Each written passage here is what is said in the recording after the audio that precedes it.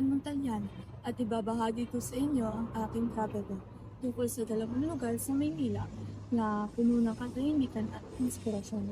Ang layunin ng video na ito ay maipakita ang kagandahan ng kalikasan at kultura sa gitna ng abalang lungsod. Ang Arroceros Forest Park ay kilala bilang Last Long of Manila dahil ito ang natitirang urban forest ng lungsod.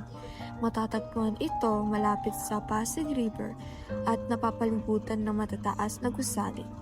Pero pagpasok mo dito, parang ibang mundo ang sasalubong sa'yo.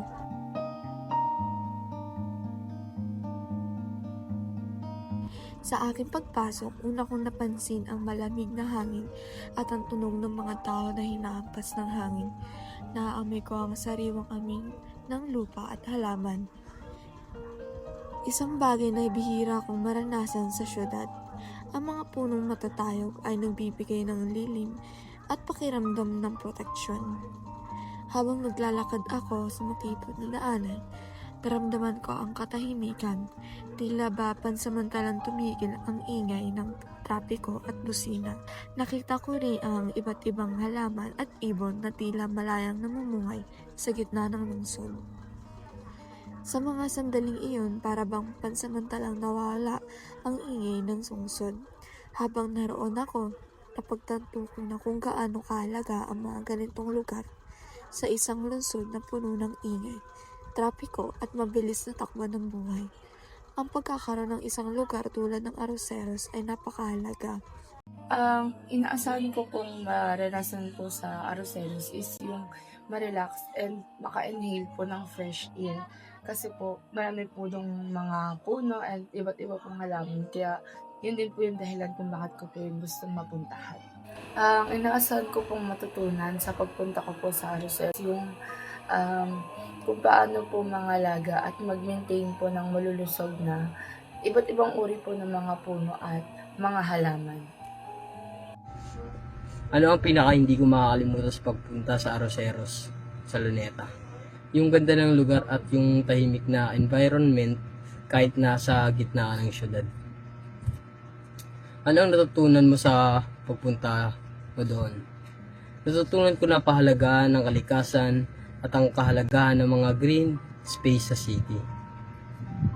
Irerekomenda mo ba ito at bakit?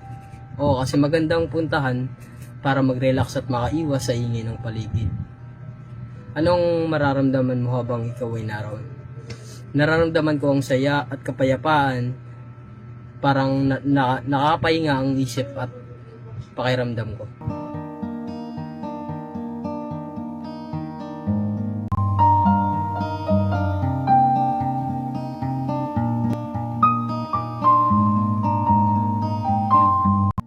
Samantala, ang park na ito sa Caloocan ay isang simpleng community park na bagamat hindi kasing sikat ng ibang pasyalan ay may malaking halaga para sa mga taong nakatira sa paligid.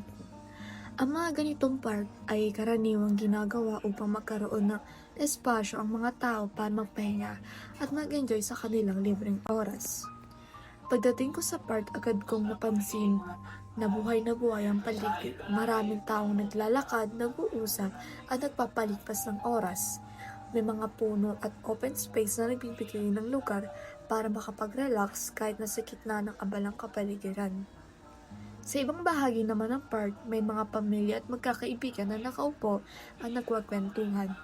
Narinig ko ang tawanan at usapan ng mga tao, mga simpleng bagay na nagbibigay buhay sa lugar. Ang pinaka napansin ko dito ay kung paano nito ipinapakita ang pang-araw-araw na buhay ng mga tao. Hindi ito magarbo o pang-turista, ngunit dito makikita ang tunay na samahan, ang bonding, kwentuhan at simpleng pahinga. Pinaka hindi ko malilimutan sa Caloocan Park, yung relaxing vibe at fresh air at magandang paligid. Ano ang iyong natutunan sa pagpunta roon? Magpahinga at mag-enjoy ng moments.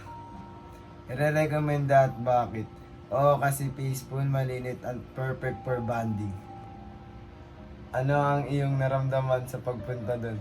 Masaya, relax at refresh yung isip. Bakit ko gusto pumunta sa Park 999 Mall?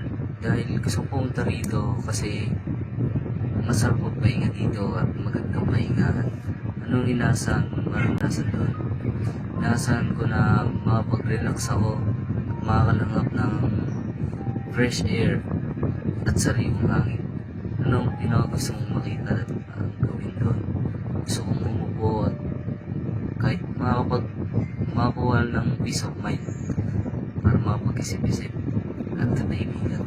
Anong inaasahan matutunan mula sa pagpunta doon? Ang matututunan ko sa pagpunta doon ay kahit sa simpleng relaxing lang at